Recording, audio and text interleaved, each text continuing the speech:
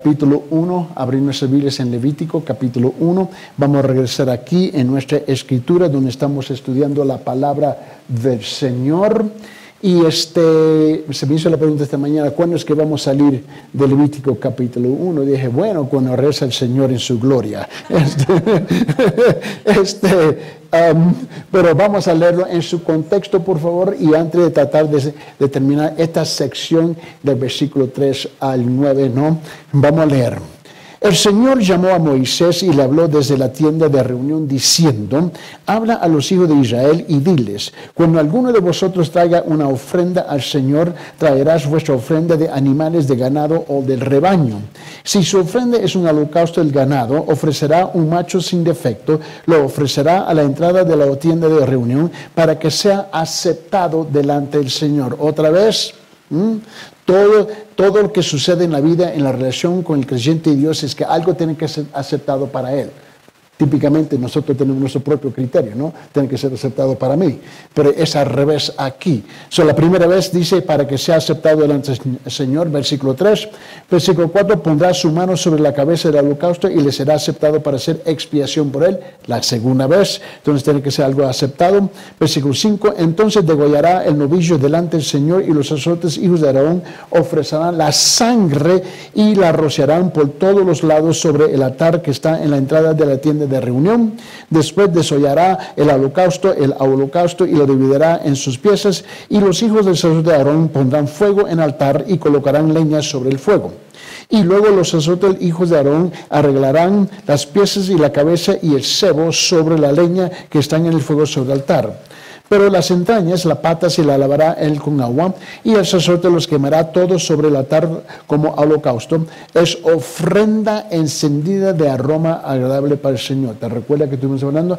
Esta es la tercera vez que algo tiene que ser aceptable, pero también nuestra obediencia, nuestra adoración, nuestra alabanza, asciende al Señor como una aroma no agradable para el Señor. En versículo 10, más si su ofrenda para el holocausto es del rebaño y de los corderos y de las cabras, ofrecerá un macho sin defecto. Y lo degollará al lado norte del altar delante del Señor, y los sacerdotes hijos de Aarón rociarán la sangre sobre el altar por todos los lados. Después lo dividirá en sus piezas con su cabeza y el sebo. Y el sacerdote los colocará sobre la leña que está en el fuego sobre el altar.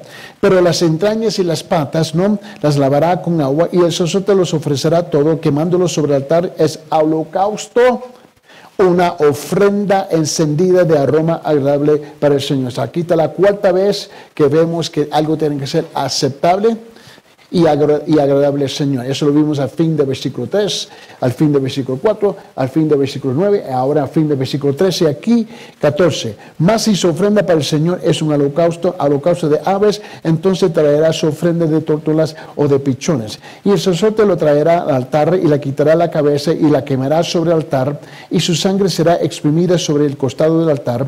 Le quitará también el buche con sus plumas y lo echará junto al altar hacia el oriente en el lugar de las cenizas. Versículo 17, y la henderá después de por las alas sin dividirla, y los sacerdotes lo quemará en altar sobre la leña que está en el fuego. Es holocausto, una vez, la quinta vez, una ofrenda encendida de aroma agradable para el Señor. Es aquí donde nosotros tenemos que captar algo, y es sutil. Este es el problema. El Antiguo Testamento tiene una sutileza más que el Nuevo Testamento. El Nuevo Testamento, los apóstoles y el Señor Jesucristo hablaban bien directo y al punto, llegaban al grano, porque siempre era en un asunto de aplicar la palabra del Señor. Cuando tú y yo entramos en el Antiguo Testamento es donde nos perdemos, porque ahora las narrativas son larguísimas, usa un lenguaje en cuanto tú y yo estamos muy desconectados, alejados por miles de años, porque ¿quién aquí practica el sistema de sacrificio? Nosotros no lo practicamos y no hablamos así. El lenguaje nos deja un poquito afuera del órbito, en el aire, patinando, porque no comprendemos que el lenguaje es el lenguaje del Antiguo Testamento sobre el Evangelio. Y nosotros escuchamos el Evangelio principalmente del Nuevo Testamento. Y cuando le escuchamos en el Antiguo Testamento, ¿de qué está hablando? Y estamos un poco, mucho más que poco, o como dicen, mucho desconectados, cuando estamos leyendo y escuchando el Antiguo Testamento. La otra cosa, no sé si notaron, y lo ha dicho en el pasado, pero permíteme de repetirlo, que aquí en capítulo 1 hay algo más que sucede. El Señor aquí nos habla de 3 clases de personas, la clase alta, media y la clase baja, y eso se nota en el tipo de ofrendas o sacrificios que pueden atraer. La cosa es que nunca se le permitía a un pobre, ¿ves?, utilizar la palabra nada. O sea, esa es la costumbre nuestra, ¿no? No tengo nada, ¿no? Y comenzamos a elevar nuestra nada como si fuera una virtud, ¿no? Porque tengo poco, no puedo dar, o no tengo nada, no puedo dar, pero eso es una mentira. Pero ahora, quizás eso se ha convertido en algo aceptable entre nosotros, ¿no? Y nos justificamos del por qué no, pero delante de los ojos del Señor eso no existe. Dios provee 3 categorías de personas, ¿no?, en cómo ellos pueden ofrecerle un sacrificio, un holocausto que sea una aroma agradable a la nariz a veces del Señor, a la presencia del Señor. Aún si no podía, el más pobre, si no podía comprar ni siquiera un pichón, como lo dice aquí, ¿no? O tótula, ¿no? Tenía también la opción que podía ir al campo y agarrar uno. Interesante, ¿no? Aún el pobre podía agarrar y esperar un pichoncito, ¿no? Y agarrarlo y llegar al templo para ofrecerlo. En otra palabra, nunca existía una razón de por qué aún el pobre no podía ofrendar. Obviamente ofrendaban según su nivel o su capacidad o su estatus económico, clase alta, clase media, clase baja. ¿Me comprende? Y lo que tenemos hoy en día es que las últimas 2 clases de gente por todo el mundo comienzan a negociar, ¿ves? Y comienzan a reducir aún más bajo del estándar que Dios le ha dado a ellos. Pero tenemos que ir más allá del asunto aquí. Y porque aquí hay un papel, un rol, que cada persona tiene que jugar, ¿no? Yo vengo a ofrecer delante del Señor, ¿no? Y el sacerdote y sus hijos de Aarón tenían una responsabilidad y un rol también. El problema es que nosotros confundimos nuestros roles. Y algunas veces queremos el rol del pastor, el rol del liderazgo espiritual, y cuando no es nuestro lugar, y luego, y viceversa, queremos ponernos, como la gente te habla, te dicen siempre, es que tú tienes que entender mi pueblo, mi gente. Y cada vez que yo escucho a los pastores que me dicen, tú no entiendes mi gente. Y dije, bueno, yo no tengo que entender tu gente, yo tengo que entender Dios. O me dicen, es que no nos entiende cómo somos. Yo no tengo que entender nada de cómo son. En ningún sentido. Siempre hay esta hambre que nos tenemos que identificar uno con los otros. Ya nos hemos identificado. ¿Acaso no dijiste que no nos entendemos? Ya nos hemos identificado. La cosa es que todos nosotros juntos tenemos que identificarnos con Él. Es con Él. Y Él nos da el lugar, depende el estatus que nosotros nos encontramos, para acomodarnos en esa identificación con Él. Y este es un lenguaje igual que encontramos en el Nuevo Testamento cuando está presentando el Evangelio. El Evangelio es para todos. Para todos. No hay un Evangelio especial para el rico, no hay uno para los otros 2 grupos.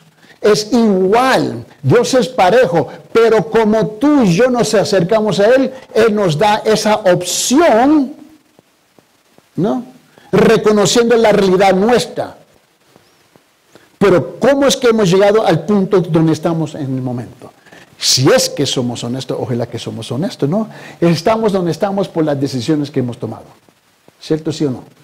Ahora, muchas veces no reconocemos las decisiones, siempre le echamos la culpa a otra persona, ¿no? Es que Él o ella, mi abuela, mi abuelo, mi mamá, mi papá, mi hijo, mi hija, qué sé yo, qué sé yo. Siempre razonamos, pero Dios nunca acepta eso. Dice, ok. Mira, los tres grupos, dice, ok, pero todos se tienen que presentar delante de mí y todos necesitan perdón. Ahora, los tres entran en el mismo reino. No hay un reino en los cielos de los ricos, no hay uno para clase media, todos entramos en el mismo lugar y si no lo sabe, el pobre va a caminar sobre las mismas carreteras o caminos y calles de oro. Nosotros no vamos a estar trabajando, no vamos a estar caminando sobre calles de bronce. ¿Okay? So, vamos a ser bien claros aquí en las cosas. Pero hay roles importantes que se van desarrollando aquí. Si se recuerda la semana pasada, estuvimos hablando de varias cosas. Punto número 1, que el pecador mató a la víctima. ¿Se recuerda de eso? Estuvimos hablando de eso específicamente. Punto número 2, que el inocente murió por el culpable. Ninguna de las tres clases puede reclamar otra cosa. Murió por nosotros, por nuestros pecados, ¿no? 3, la sangre derramada del sacrificio cubriría el altar de sacrificio y el altar donde los fuegos del juicio consumirían a la víctima. Todos nosotros tenemos que participar y ver la sangre derramada para cubrir la ira de Dios, en cual se manifestaba en las llamas que brincaba y consumía el sacrificio, pero no el que vino a sacrificar. Eso era importante, ¿no? Y eso, ahora quiero llegar al punto número 4 hoy día, en cual los ricos, ahora, note en la forma como aquí, que es como el evangelio se está describiendo, ¿no? Pero un lenguaje muy desconectado para nosotros. Pero el énfasis es sobre el rico, el rico, el rico, el rico. ¿Por qué? ¿Porque él está más condenado que el otro? No. Porque ese era el estándar más alto y se tenía que cumplir. Ahora, imagínense los otros dos estándares. ¿Se le da un pase? ¿Se le permite no cumplir? No. Cuando Dios le habla fuertemente y directamente a ese grupo, ¿qué es lo que nos espera a nosotros? Igual. Mira bien. Punto número 4. Los ricos deben hacer que los sacerdotes que preparen el altar y ofrezcan el sacrificio. Repito, los ricos deben hacer que los sacerdotes, ¿no?, preparen el altar y ofrezcan el sacrificio. Ellos no tenían el lujo, tú sabes, en las sinagogas, en el templo, la costumbre era que el rico entraba, ¿no?, y él tenía las primeras filas. ¿Por qué? Porque compraba la silla. Él compraba su asiento. Y aquí en la iglesia tenemos hermanos que dicen, esta es mi silla. Y Dios guarda si alguien entra y está sentado. ¿Te recuerdas? Y hemos tenido esas experiencias. Bueno, en ese caso yo le digo a los hermanos, en ese caso, por favor, hazme un favor. Mira, Milagro, si esa es tu silla, por favor, hazme un favor. Llévatela a casa cada domingo, ¿no? Y regresa cada domingo con ella. Pero primeramente págame 100 soles por esa silla. Y hay gente que y si ellos entran y tú estás sentado en su silla, te da aquellas miradas y no son miradas de fe. Aquella mirada de que... y se quedan de pie ahí, esperando a que tú agarres la idea de que, oh, esta es su silla. Y hay iglesias así. Todo el mundo ya sabe, no toque esa silla. Ese es de fulano de tal. Ahora, tú ves a dos sillas ahí. Yo sé que ahí está marcado Héctor y Mónica. Ahí están, ¿ok? ¿Me comprende? ¿Okay? Yo sé que atrás no le toca la silla del hermano Leoncio. ¿Okay? Dios guarda, ¿no? De frente una patalada y chao. Pero la cosa es esto, es que el judío se había acostumbrado a entrar en el templo o en la sinagoga así. Y Dios, en su buen sentido de humor, le puso un estándar. Y muchas veces el que da más dinero en la iglesia cree que tiene más autoridad para mandar, ¿no? Para declarar, ¿no? O decirle al pastor, hey, papito, póngate los pantalones así, así, así. Y me vas a prestar atención porque yo soy el que tengo los chavos, ¿no? La mula, ¿no? Y hay gente así. Y Dios, en su buen sentido, dijo, ok, vamos a ver cómo están las cosas aquí. Y muchas veces Él quería imponer lo que Él quería imponer, ¿no? ¿Por qué? Porque tenía el dinero. Y quería tomar el rol o el papel de los sacerdotes. Y Dios le pone un paro aquí. Mira bien, permíteme, Levítico capítulo 1, mira, regrese conmigo versículo 6. Versículo 6. Ahora tú puedes ver que el mensaje en el Antiguo Testamento no es tan anticuado. Tenemos estos jueguitos que tenemos en las iglesias, en los templos, en las sinagogas. Y le dijo en versículo 6, después desayunará el holocausto y la cortará en pedazos. Y los hijos del sacerdote Aarón pondrán fuego. Ahora entran los sacerdotes. Te recuerda que si uno entraba en el Santísimo, en el lugar santísimo, iba a morir, ¿verdad? Y las llamas del fuego que siempre estaban ardiendo, ¿no? Brincaba y consumía el que a aquel no le pertenecía. Interesante que cuando se acercaban los sacerdotes, ¿no? Y los hijos de Aarón, ¿no? No le tocaban a ellos. ¿Por qué? Porque eran los únicos que estaban autorizados por Dios. Por Dios. Mire bien. Después desollará el holocausto y lo cortará en pedazos. Ahora, versículo 7, y los hijos del sacerdote Aarón pondrán fuego en el altar y colocarán leña sobre el fuego. Ellos no necesitan tu ayuda. Luego los sacerdotes hijos de Aarón arreglarán las piezas de la cabeza y el cebo sobre la leña y está en el fuego sobre el altar. Pero las entrañas y la pata se lavará él con agua y el sacerdote los quemará todos sobre el altar como holocausto, es ofrenda encendida, aroma agradable para el Señor. Ahora, cuando alguien, si yo intento llegar y hacer esto, ¿no? mi sacrificio no es aceptable. Porque ahora he sobrepasado mi autoridad. Estoy fuera de orden. Me he desubicado por mi orgullo. Aquí hay 4 funciones específicas y en las iglesias todos nosotros tenemos funciones específicas. No todos hacemos la misma cosa, por favor. No todos van a participar en la misma cosa. Cada uno tiene su rol, su papel, su liderazgo, etcétera, etcétera, etcétera. ¿Entiendes lo que estoy diciendo? Y si tomamos el evangelio en términos del evangelismo, ¿quién es la persona principalmente encargado en esta iglesia para llevar a cabo ese papel? ¿Quién? Hermano Héctor. ¿Me comprende? En un equipo de fútbol, ¿no? Cuando tú tienes 11 puestos, ¿no? 11 posiciones, ¿no? ¿Cada uno juega el papel del otro? No. ¿Es cierto, sí o no? Cada uno tiene que jugar su papel. ¿Qué pasa cuando un jugador intenta jugar el papel, el puesto del otro? Deja un hueco, un vacío. ¿Me comprende? En la iglesia es igual. Es igual. En el sistema de sacrificio era igual. Note las 4 funciones que hallamos aquí. Primeramente, los sacerdotes pusieron la leña en el fuego. Solamente ellos tenían permiso. Mira lo que dice el versículo 7. Y los hijos del sacerdote, Aarón pondrán fuego en el altar, ¿no? Y colocarán leña sobre el fuego. Tú no tienes esa responsabilidad. Solamente eran ellos. La segunda cosa, que los sacerdotes, ¿no? Pusieron el sacrificio de animales, todo incluyendo la cabeza y la grasa sobre el altar. Mire, si caía, tú no puedes levantarlo. ¿Te recuerdas cuando intentaron de levantar el arca? ¿Te recuerdas? En el Antiguo Testamento. ¿Y qué pasó cuando uno con buenas intenciones agarró para ayudar para que no se caiga? ¿Qué pasó con él? Murió. Y el problema es que muchas veces tú y yo nos movemos por nuestras buenas intenciones, pero no es su papel. Ese es el problema. Sentimos que tenemos que ayudar cuando Dios no te ha llamado específicamente para esa tarea específicamente.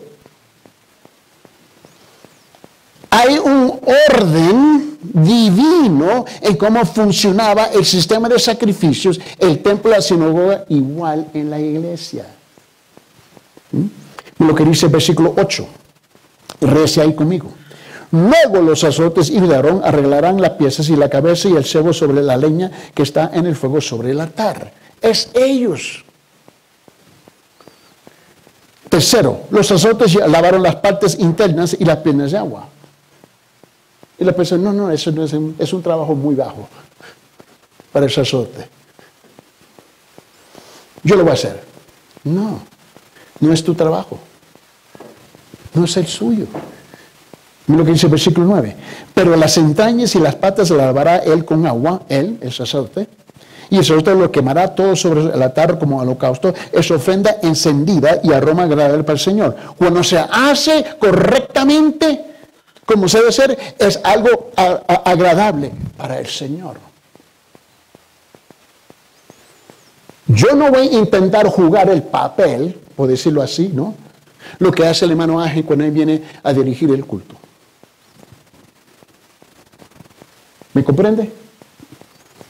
Yo no voy a saltar de esta plataforma, correr allá atrás y enderezar el equipo sonido. Yo ni sé lo que, más bien, voy a hacer más daño que bien. ¿Me comprende? Tenemos papeles, roles que tenemos que jugar, pero en un equipo no existe yo.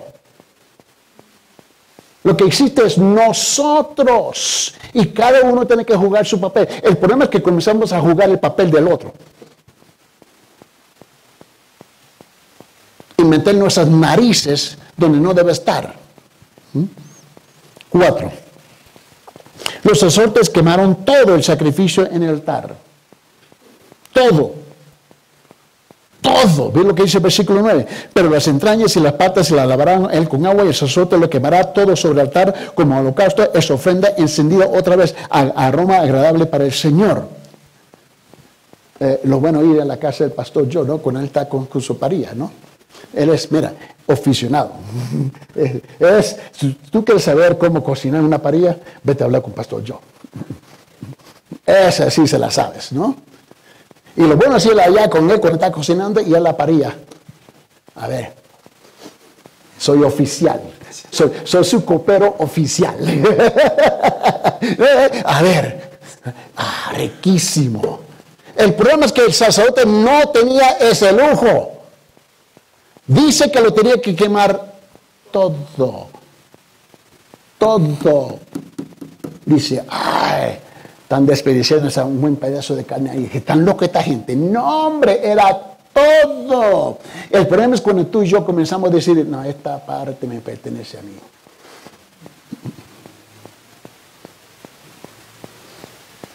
Y comienzas a jugar un juego con Dios. Era todo o nada. Esta es una imagen, otra vez como estamos desconectados por años y siglos y miles de años de este sistema, estamos desconectados y no captan, ¿por qué tengo que leer esto? ¿Por qué lo tengo que estudiar? No le entiendo. Este es una imagen del Evangelio. Es una imagen de los sufrimientos agudos y dolorosos de Cristo y del sacrificio completo que estaba haciendo, que Cristo fue consumido completamente en la cruz. Este es el cuadro que se está pintando aquí. Todo el animal fue completa y completamente sacrificado. Por lo tanto, se entregó completa y completamente a sí mismo para hacer el sacrificio por el hombre. No fue parcial. Este es el cuadro que se está pintando aquí del Evangelio en el Nuevo Testamento.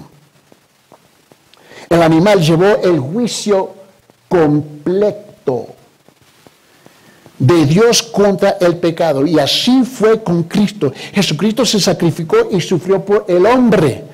Él se entregó totalmente en la totalidad de su ser para llevar el juicio completo de Dios contra el pecado por todo el hombre. Este es el cuadro que se está pintando. Y como tú y yo no estamos acostumbrados al lenguaje del Antiguo Testamento, estamos ahí. Lo estoy leyendo, pero no entiendo lo que estoy leyendo. Y la responsabilidad nuestra, no importa si sea el pastor Joe, mi persona, sea el hermano Héctor, es de explicar los conceptos en la palabra. Permíteme, abre su Biblia en Isaías, por favor. Isaías. En Isaías capítulo 53, versículo 7, note lo que dice, note el lenguaje.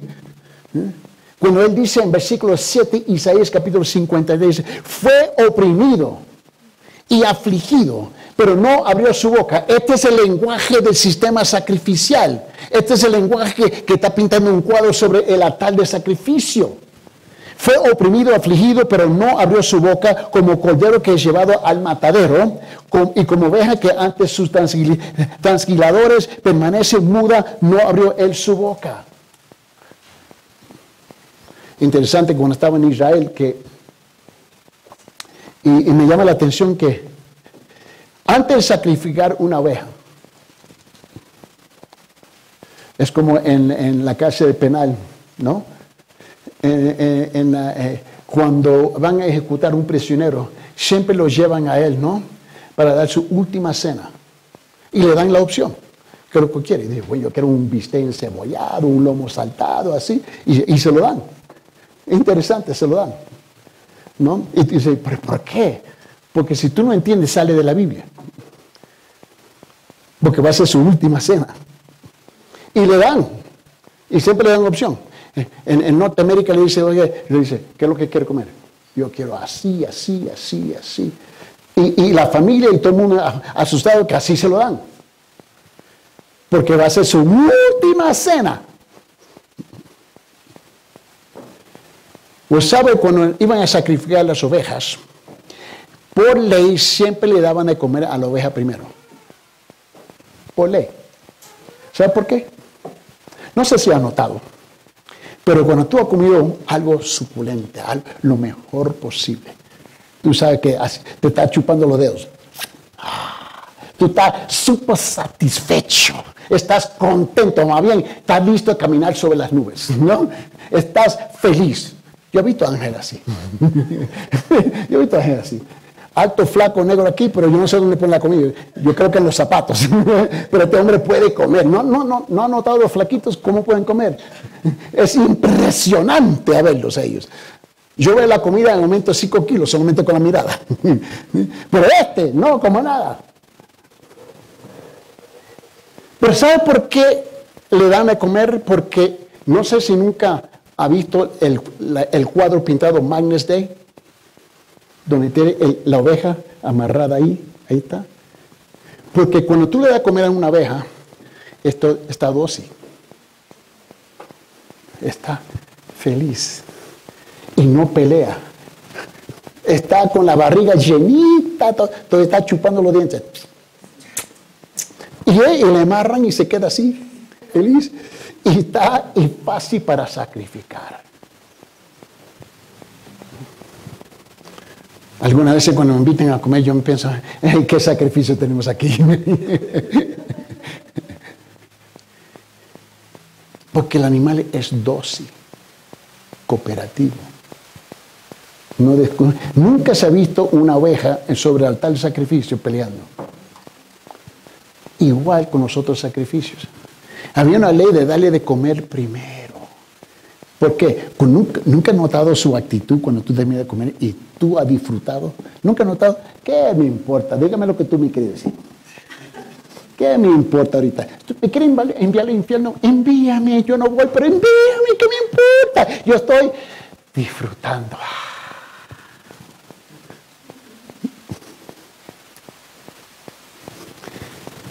Y así estaba la situación aquí. Cuando dice, fue oprimido y afligido, pero no abrió la boca. Versículo 7, Isaías 53. Como cordero que es llevado al matadero. Esta es la parte. Como cordero que es llevado al matadero. Así llevaron los corderos. Y como oveja que ante sus transquiladores permanece muda, no abre él su boca. Ahora, cuando yo tan abre, mi esposa me grita, no es muy agradable. Grítame después de darme de comer. No lo que tú quieras. Ah, sí, mi amor, chévere, no problema. No problema. Esa chiquita pero picosa me puede manejar, ¿no? Después de 5 años, todavía, sí, mi amor. Mira, Romanos capítulo 5, versículo 8 dice esto. Dice, pero Dios demuestra su amor para con nosotros, siendo aún pecadores. Cristo murió por nosotros. Mantenga ese cuadro, ese cordero sobre el altar. El siguiente versículo, Romanos 5:9, dice, entonces mucho más habiendo sido ahora justificados por su sangre, seremos salvos de la ira de Dios por medio de él. Punto número 5.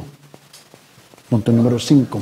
El resultado de la ofrenda quemada. No se olvida que Levítico 1 está hablando de la ofrenda quemada, que es la imagen de Cristo en la cruz. El resultado de la ofrenda quemada de rico, el dulce aroma del sacrificio agradó al Señor y el sacrificio era aceptable a Dios. Otra vez, regrese conmigo versículo 9.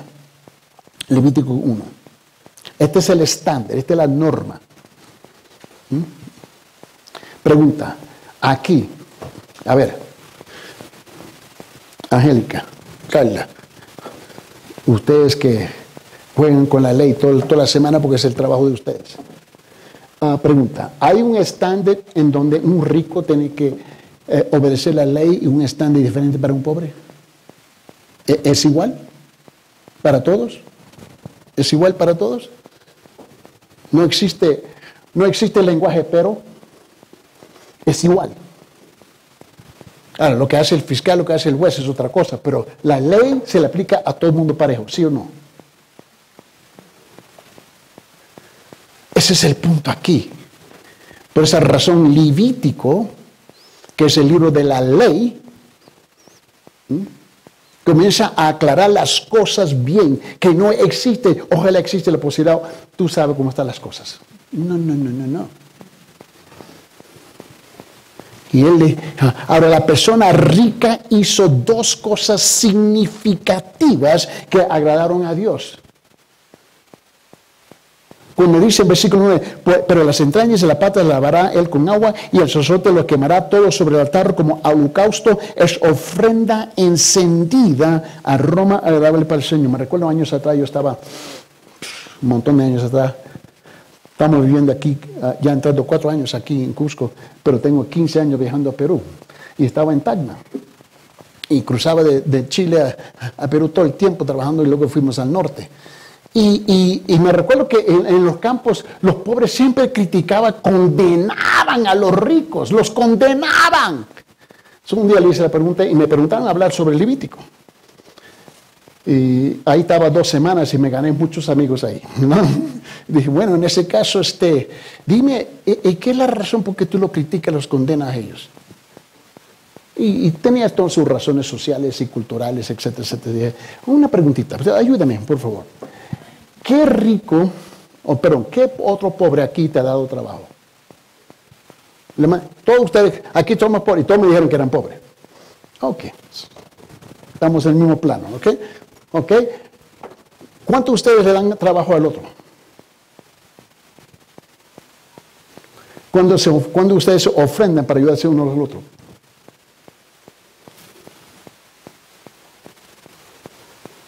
Pero miren el estándar de la palabra. Y me dijeron, no, pero eso es solamente para los ricos. No, ustedes no han leído bien. Otra vez, Angélica, ¿la ley se aplica diferente? ¿Alta, media, baja? No, hombre, es igual. Es igual. Las 2 cosas que le agradó mucho al Señor es que él, el rico, creyó. ¿Creyó qué? Creyó y obedeció a Dios y se acercó a Dios exactamente como dijo Dios. Como Dios le dijo, haz esto. ¿Y qué le tenés el pobre? Mis circunstancias no me permiten hacer, haz esto. ¿Cierto?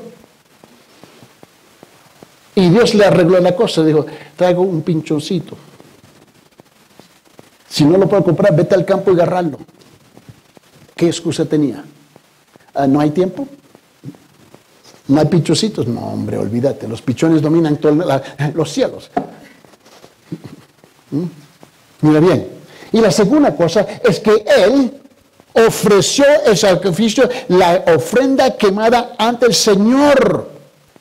Él tuvo que participar. Te recuerda ya en Levítico capítulo 1, versículo 4. Tuvo que poner su mano, ensuciarse, ensangrarse, para transferir simbólicamente su pecado al sacrificio. Hizo exactamente, dijo, no hombre, No puedo porque tengo un traje de $1,000. Me voy a ensuciar, no puedo tocar eso. Me hice un manicure. Me costaron $500, no puedo, no. No, él hizo exactamente lo que Dios le preguntó a él. ¿Cuánto más nosotros? Al hacerlo, Dios vio el sacrificio, la imagen de su amado Hijo que iba a morir por los pecados del mundo. Pero nosotros condenamos, criticamos a los ricos. Solamente por celos y envidias. Es la única razón. ¿Pero acaso no todos aquí estamos buscando ser un poquito más ricos de lo que somos?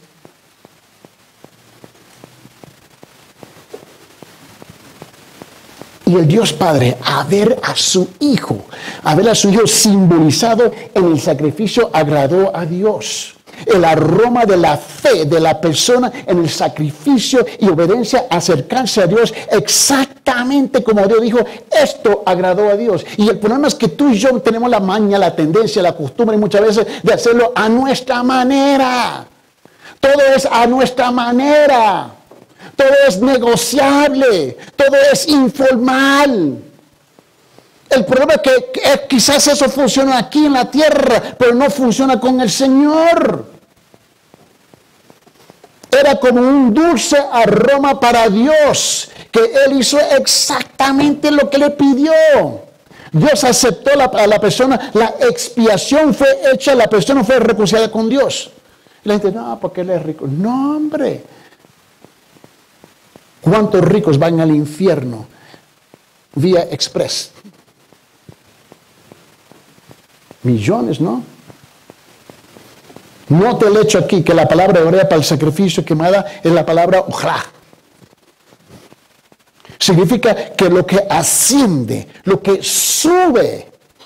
Esto es muy probablemente un símbolo de la fe de la persona en el sacrificio que asciende como un dulce aroma. Cada día tú vas soltando un aroma que asciende a la presencia de Dios. Cada día. Y como tú y yo caminamos como creyentes. O si no, es una peste. Cada día. Cada día. Porque el sistema sacrificial era 2 veces al día, en la mañana y en la tarde. 2 veces al día. Asustaba en Israel, en Jerusalén.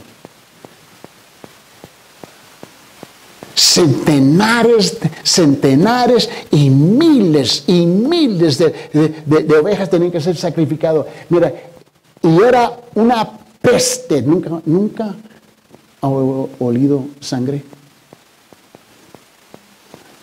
Pero yo estoy hablando de baldes y baldes y baldes y ríos y ríos y ríos. Y uno entraba en Jerusalén y de lejos, kilómetros de lejos, ¡híjoles! El olor te daba asco, quería vomitar. ¿Y cómo es posible que esto es agradable al Señor? Fue acto de fe. La fe de obedecer a Dios exactamente. Y llegaron los pueblos, los otros países que, ¡wow, qué peste! Pero esta gente realmente creen en un Dios vivo y verdadero. Obedecen exactamente lo que le pide. Y nosotros, a nuestra forma, nuestra manera. Yo amo a Dios a mi manera. ¿Nunca he hablado con una persona así? Yo le sirvo a Dios, pero a mi manera. Todo es a mi manera, a mi forma.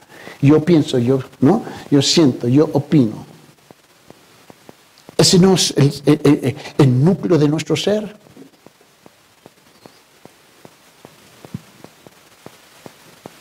El Señor acepta.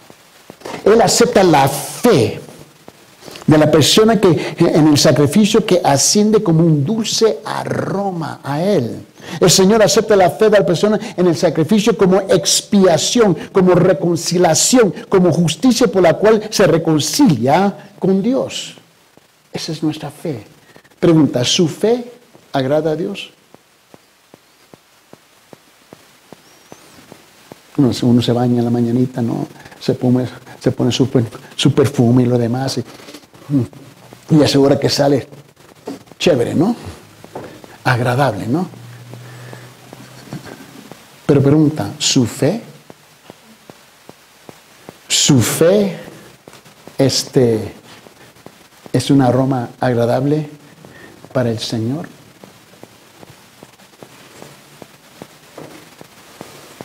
Dios dice, haz tal cosa, y tú dices,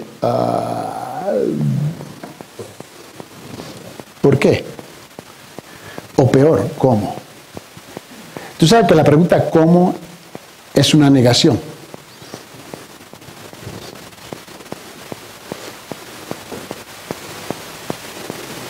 Y nunca se permite la pregunta con Dios ¿cómo? Es sí o no. La Biblia dice, sea su sí, sí, y su no, no. Pero nosotros comenzamos, ¿cómo? Es como la persona que dice, Dios dice tal cosa, y tú dices, voy a orar. Yo siempre estoy confundido con eso. Quizás yo soy un burro aquí. Eso permite a este burro hablar. Y es bíblico. Pero Dios dice tal cosa, y tú dices, voy a orar. Esa frase, voy a orar, básicamente es no. Voy a ver si Dios tiene otra opinión. Y yo le pregunto a la persona, ¿y vas a orar con quién? Con Dios. El mismo Dios que te dijo, no hagas esto o haz esto, quizás tú tienes otro Dios. Ese es el juego que nosotros como creyentes jugamos. En ese momento su perfume ya no es agradable, es una peste, asco. Porque nosotros creemos que tenemos el lujo de jugar esos juegos. Permíteme, abre su Biblia en Génesis capítulo 15, por favor. Génesis capítulo 15, versículo 6, por favor. Y note que Abraham, que no tenía una mapa, no tenía un montón de conocimiento como... ¿No sabe que cada persona a la distancia de mi vista aquí hoy día, a la distancia de mi voz, tú tienes más conocimiento de Dios y su palabra que Abraham tenía? Él estaba en cero. Imagínense, él escuchó una voz. Tal como ese famoso evangelista que yo te había dicho meses atrás, James Robertson, en los Estados Unidos, y lo mandaron a un manicomio. En el manicomio lo mandaron ahí y él estaba, y Dios lo visitó un día en su habitación, ¿no? Y de repente dejó de pelear, dejó de luchar, y estaba sentado calmadita a la orilla de la cama, y vienen los guardias, lo ven a él. ¿Qué pasa con este? Estaba bien calmadito, súper calmadito, estaba sentado ahí, y entraron y dijeron, todo está bien, está muy bien. Y dijo, ¿me pueden dejar ir ahora? Y él me quedó, ¿y quién te dijo eso? Que tú estás bien. Dios. Está en un manicomio. Y él dice, Dios me habló. Ajá. Cerrar la puerta. Este está escuchando voces. Y viene el médico, lo viene a revisar, ¿no? Y vienen 5 de ellos individualmente y luego se unieron los 5. ¿Y quién te habló? Dios. Y estaba calmadito. Calmadito, Dios me habló. Ay, ¿qué te dijo? Que yo estaba así, y él le dio el análisis, mira, exacto igual como yo había escrito. Él nunca vio los papeles.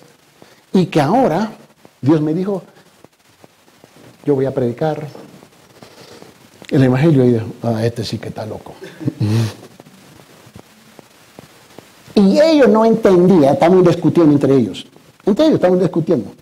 Entonces, y ellos se hallaban y se encontraban en una paz que ellos no entendían. ¿Nunca has estado en esa paz que tú no entiendes por qué estás en paz? Y todo el mundo en la familia te está gritando, tú estás loco, ¿qué clase de decisión va a tomar? ¿Estás loco?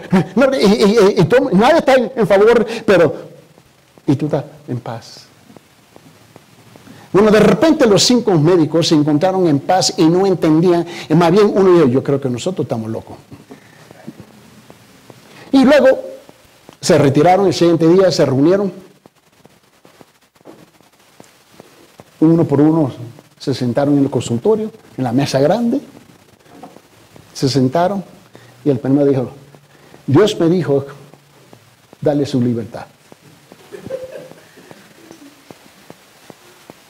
Los cuatro lo miran a él. El otro extremo dice, Dios me dijo igual.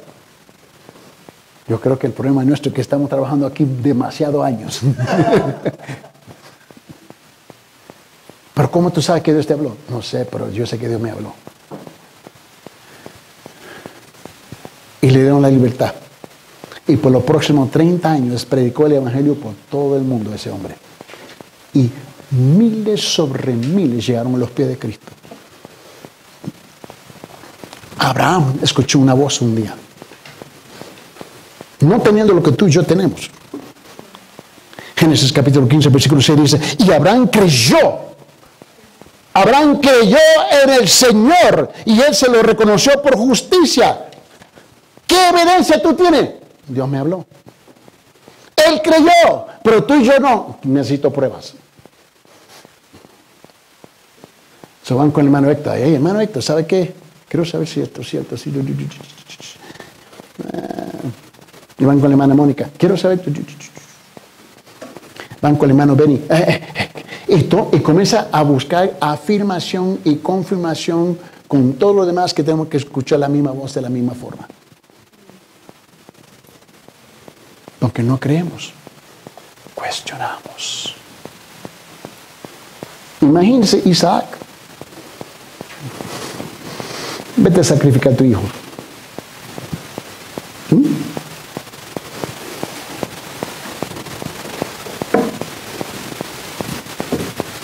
¿Qué haría? Nico entra en casa. Sachi, Dios me habló. Ella te manda a la gloria. Te manda a la gloria para conocer esa voz que tú dices que escuchaste. Él creyó. No tenía una base por creer, pero él creyó.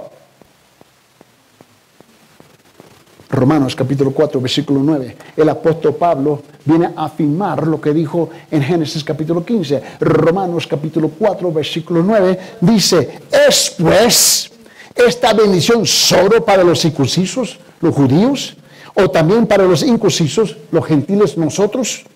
Porque decimos, a Abraham la fe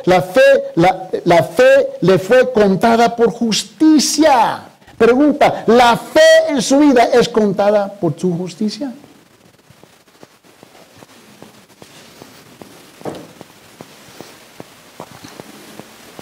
¿Cómo se realizó esto? ¿Cómo se hace esto? No sé. ¿Cómo que Dios hizo lo que Él hizo? No sé. Lo tengo que creer. Si soy capaz de creer los mentirosos políticos, y nosotros sabemos que cada uno va a mentir, ¿no? Es que estamos buscando el que miente un poquito menos, ¿no? Y estamos con la esperanza que, ojalá que este sí, que ella sí sale bien. Y resulta siempre como igualito. Perú es uno de los países, muy pocos en el mundo, donde la mayor parte de los políticos terminan en la cárcel. Y yo estoy en mi cabeza, ¿y qué rayo? ¿Por qué quiero ser político aquí? Están llenos. Y creemos que las mentiras, ¿no? ¿Pero por qué? Teniendo la evidencia en nuestra cara. Es interesante que cuando, te recuerda que tienen todos los candidatos para ser presidente se lanzaron. Y la mayor parte tenían, no una, pero tenían varias investigaciones. Y el pueblo, bueno, vamos a ver, ¿quién tiene menos investigaciones para darle el voto? El problema aquí no son los políticos, por eso somos nosotros. Somos nosotros. Pero ¿cómo es que Dios cuenta mi fe por justicia? No entiendo cómo es. ¿Cómo es que el Dios perfecto, Jesucristo, se convirtió en ese cordero de matadero? descríbeme exactamente cómo. Tú sabes, el hermano Héctor le gusta dibujar, ¿no? Y él hace sus ilustraciones y lo hace bien, ¿no? Lo felicito, ¿no? Pero, hermano, enséñame exactamente cómo es que Él se convirtió en pecado por nosotros. No sé, lo tengo que aceptar. 2 Corintios capítulo 5, por favor. 2 Corintios capítulo 5, mira lo que dice versículo 21. 2 Corintios capítulo 5, versículo 21, por favor. Mire, dice, al que no conoció pecado.